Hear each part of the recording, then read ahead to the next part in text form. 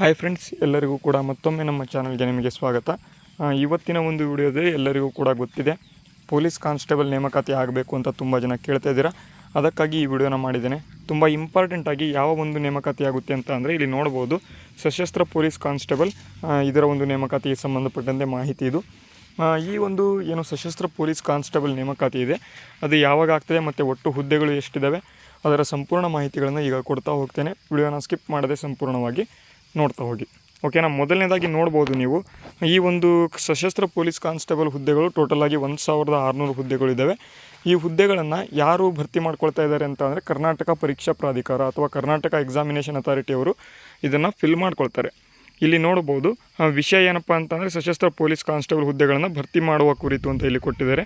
ಈ ಕಚೇರಿ ಪತ್ರ ಸಂಖ್ಯೆಯಲ್ಲಿ 14/9/2025 ಅಂತ ಇವತ್ತು ಬಂದಿರತಕ್ಕಂಥದ್ದು. ಮೇಲ್ಕಂಡ ವಿಷಯಕ್ಕೆ ಸಂಬಂಧಪಟ್ಟಂತೆ ಕಚೇರಿಯ ಒಂದು ಉಲ್ಲೇಖಿತ ಪತ್ರವನ್ನು ಗಮನಿಸಲು ಕೊಡಲಾಗಿದೆ. ಸದರಿ ಪತ್ರದಲ್ಲಿ 1650 ಸಶಸ್ತ್ರ ಪೊಲೀಸ್ ಕಾನ್ಸ್ಟೇಬಲ್ ಹುದ್ದೆಗಳಿಗೆ ಅಂದರೆ 275 ಕಲ್ಯಾಣ ಕರ್ನಾಟಕ ಮತ್ತು 1375 ಕಲ್ಯಾಣ ಕರ್ನಾಟಕೇತರ ಹುದ್ದೆಗಳನ್ನು ಇಲ್ಲಿ ಭರ್ತಿ ಮಾಡಬೇಕು ಅಂತ, ಅಂದರೆ ಸಂಬಂಧಪಟ್ಟ ಒಂದು ಘಟಕಗಳಿಂದ ವರ್ಗೀಕರಣ ಮಾಡಿಕೊಂಡು ಭರ್ತಿ ಮಾಡ್ಕೋಬೇಕು ಅಂತ ಇಲ್ಲಿ ಕೊಟ್ಟಿದ್ದಾರೆ. ಮತ್ತು ಇಲ್ಲಿ ಈ ಒಂದು ಭರ್ತಿ ಮಾಡಲು ಕ್ರಮ ಕೈಗೊಳ್ಳದಂತೆ ಇಲ್ಲಿ ಕೊಟ್ಟಿದ್ದಾರೆ. ಹಾಗಾದರೆ ಈ ಒಂದು 1650 ಪೊಲೀಸ್ ಕಾನ್ಸ್ಟೇಬಲ್ ಹುದ್ದೆಗಳನ್ನು ಆಡಳಿತಾತ್ಮಕ ಕಾರಣಗಳಿಂದಾಗಿ ಮರು ಹಂಚಿಕೆ ಮಾಡಲಾಗಿದ್ದು, ಈ ಘಟಕವಾರು ಹುದ್ದೆಗಳ ಒಂದು ಮರು ಹಂಚಿಕೆ ವಿವರವನ್ನು ಅನುಬಂಧದ 6ರಲ್ಲಿ ಲಗತ್ತು ಮಾಡಲಾಗಿದೆ ಅಂತ ಇಲ್ಲಿ ಕೊಟ್ಟಿದ್ದಾರೆ. ಅಂದರೆ ಈಗ ನೆಕ್ಸ್ಟು ಇಲ್ಲಿ ನೋಟಿಫಿಕೇಷನ್ ಆಗ್ತಕ್ಕಂಥ ಒಂದು ಸಾಧ್ಯತೆ ಇದೆ ಅಂತ ಇವರ ಒಂದು ಪ್ರಯುಕ್ತ ಇಲ್ಲಿ ಹೇಳ್ತಾ ಇರ್ತಕ್ಕಂಥದ್ದು. ಹಾಗಾದರೆ ಯಾವ ಜಿಲ್ಲೆಯಲ್ಲಿ ಎಷ್ಟು ಹುದ್ದೆಗಳಿದ್ದಾವೆ ಅಂತ ನಾವು ನೋಡಿಕೊಂಡು ಬರೋದಾದರೆ ನೋಡ್ಬೋದು, ಅನುಬಂಧ ಎಂಬತಕ್ಕಂಥ ಅನುಬಂಧದಲ್ಲಿ ಇಲ್ಲಿ ಬೆಂಗಳೂರು ಸಿಟಿಯಲ್ಲಿ ಟೋಟಲಾಗಿ 1031 ಹುದ್ದೆಗಳನ್ನು ಡೈರೆಕ್ಟಾಗಿ ಇಲ್ಲೇ ಕೊಟ್ಬಿಟ್ಟಿದ್ದಾರೆ. ಹಂಚಿಕೆ ಮಾಡಲಾಗಿರ್ತಕ್ಕಂಥ ಒಂದು ಹುದ್ದೆಗಳ ಸಂಖ್ಯೆ, ಮರು ಹಂಚಿಕೆ ಮಾಡಲಾಗಿರ್ತಕ್ಕಂಥ ಹುದ್ದೆಗಳ ಸಂಖ್ಯೆ ಮೊದಲು ಎಷ್ಟಿತ್ತು, 760 ಇತ್ತು, ಈಗ 1031 ಇಲ್ಲಿ ಕೊಡ್ತಾ ಇದ್ದಾರೆ. ಈ ರೀತಿಯಾಗಿ ಮೈಸೂರು ಸಿಟಿಯಲ್ಲೂ ಕೂಡ ಇಲ್ಲಿ 55 ಕೊಟ್ಟಿದ್ದಾರೆ.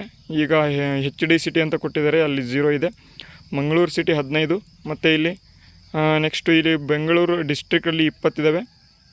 ಚಿಕ್ಕಬಳ್ಳಾಪುರದಲ್ಲಿ 45 ಇದ್ದಾವೆ. ಮೈಸೂರಿನಲ್ಲಿ ಮತ್ತೆ ಇಲ್ಲಿ 40 ಕೊಟ್ಟಿದ್ದಾರೆ.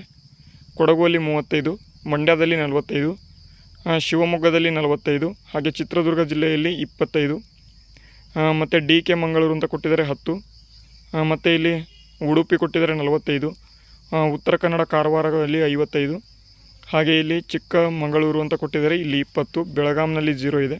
ನೆಕ್ಸ್ಟು ಇಲ್ಲಿ ಧಾರವಾಡದಲ್ಲಿ 15 ಇದೆ. ಅದೇ ರೀತಿಯಲ್ಲಿ ಕಲಬುರಗಿಯಲ್ಲಿ ಕೂಡ 15 ಇದೆ. ನೆಕ್ಸ್ಟು ಇಲ್ಲಿ 22 ಹುದ್ದೆಗಳು ಇಲ್ಲಿ ಬಳ್ಳಾರಿಯಲ್ಲಿ ಕೊಟ್ಟಿದ್ದಾರೆ, ಮತ್ತು ವಿಜಯನಗರದಲ್ಲಿ 80 ಹುದ್ದೆಗಳು. ಅದೇ ರೀತಿಯಲ್ಲಿ KRP ಮೌಂಟೆಡ್ ಕಂಪನಿ ಅಂತ ಕೊಟ್ಟಿದ್ದಾರೆ, ಇಲ್ಲಿ 32. ಟೋಟಲಾಗಿ 1650 ಹುದ್ದೆಗಳು ಇಲ್ಲಿ ಕಂಡು ಬರ್ತವೆ. ಬೇರೆ ಬೇರೆ ಜಿಲ್ಲೆಗಳಲ್ಲಿ ಇಲ್ಲಿ ಕೊಟ್ಟಿದ್ದಾರೆ ನೋಟಿಫಿಕೇಷನ್ಗಳನ್ನು, ಈಗ ಇನ್ನೇನು ಹೊರಡಿಸಲಾಗ್ತದೆ. ಇದು ಜಿಲ್ಲಾವಾರು ಏನು ಹುದ್ದೆಗಳಾಗಿದ್ದು, ಈ ಒಂದು ಜಿಲ್ಲಾವಾರು ಹುದ್ದೆಗಳಿಗೆ ನೀವೇನಪ್ಪ ಮಾಡಬೇಕು ಅಂತ ಅಂದರೆ ಯಾವ ಜಿಲ್ಲೆ ಅಂತ ಸೆಲೆಕ್ಟ್ ಮಾಡ್ಕೋಬೇಕು. ಈಗ ಜಾಸ್ತಿ ಇರ್ತಕ್ಕಂಥದ್ದು ಬೆಂಗಳೂರು ಸಿಟಿನಲ್ಲಿ ಜಾಸ್ತಿ ಹುದ್ದೆಗಳಿದ್ದಾವೆ, 1031 ಹುದ್ದೆಗಳು. ಮ್ಯಾಕ್ಸಿಮಮ್ ಅಲ್ಲೇ ಹಾಕ್ತೀರಾ. ಬೇರೆ ಬೇರೆ ಕಡೆಯಲ್ಲೂ ಕೂಡ ಹುದ್ದೆಗಳಿದ್ದಾವೆ, ಆದರೆ ಬೇರೆ ಬೇರೆ ಕಡೆಯಲ್ಲಿ ಸ್ವಲ್ಪ ಕಡಿಮೆ ಹುದ್ದೆಗಳಿದ್ದಾವೆ. ನಿಮ್ಮ ಕಾಂಪಿಟೇಷನ್ ಎಷ್ಟಿರುತ್ತೆ ನೋಡಿಕೊಂಡು ನೀವು ಅರ್ಜಿಗಳನ್ನು ಹಾಕ್ಬೋದು. ಈಗ ತುಂಬ ಜಾಸ್ತಿ ಇಲ್ಲಿ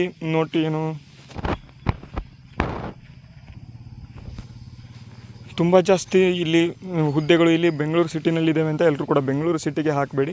ಯಾಕೆ ಅಂತಂದರೆ ಕೆಲವೊಂದು ಕಾರಣಗಳಿಂದ ಎಲ್ಲರೂ ಕೂಡ ಇಲ್ಲಿ ಜಾಸ್ತಿ ಅಲ್ಲೇ ಇದ್ದಾವೆ ಅಂತ ಎಲ್ಲರೂ ಕೂಡ ಅಲ್ಲೇ ಅಪ್ಲೈ ಮಾಡ್ತಾರೆ. ಬೇರೆ ಜಿಲ್ಲೆಗಳಲ್ಲಿ ಕೆಲವೊಬ್ಬ ವಿದ್ಯಾರ್ಥಿಗಳು ಅಪ್ಲೈ ಮಾಡಿರ್ತಕ್ಕಂಥವ್ರು ಅವರಿಗೆ ಕಟ್ ಆಫಲ್ಲಿ ಕಡಿಮೆ ನಿಲ್ಲುವಂಥ ಸಾಧ್ಯತೆ ಇರ್ತದೆ, ಓಕೆನಾ. ಇದು ಕೂಡ ನೀವು ನೆನಪಿಟ್ಕೋಬೇಕು. ಇನ್ನೂ ಕೂಡ ನೋಟಿಫಿಕೇಷನ್ ಆಗಿಲ್ಲ. ನೋಟಿಫಿಕೇಷನ್ ಆದ ನಂತರ ಆದಷ್ಟು ಬೇಗ ಮಾಹಿತಿಗಳನ್ನು ಕೊಡ್ತಾ ಹೋಗ್ತೇವೆ. ಅಲ್ಲಿವರೆಗೆ ಈ ಒಂದು ನಮ್ಮ ಒಂದು ವಿಡಿಯೋಗಳನ್ನು ನೋಡಿದ್ದಕ್ಕಾಗಿ ನಿಮಗೆ ಧನ್ಯವಾದಗಳನ್ನು ತಿಳಿಸ್ತಾ, ನಿಮ್ಮ ಎಲ್ಲ ಸ್ನೇಹಿತರೊಂದಿಗೆ ಈ ಒಂದು ವಿಡಿಯೋಗಳನ್ನು ಶೇರ್ ಮಾಡಿ ಅಂತ ಹೇಳ್ತಾ ವಿಡಿಯೋನ ಮುಗಿಸ್ತೇನೆ. ಜೈ ಹಿಂದ್, ವಂದೇ ಮಾತರಂ.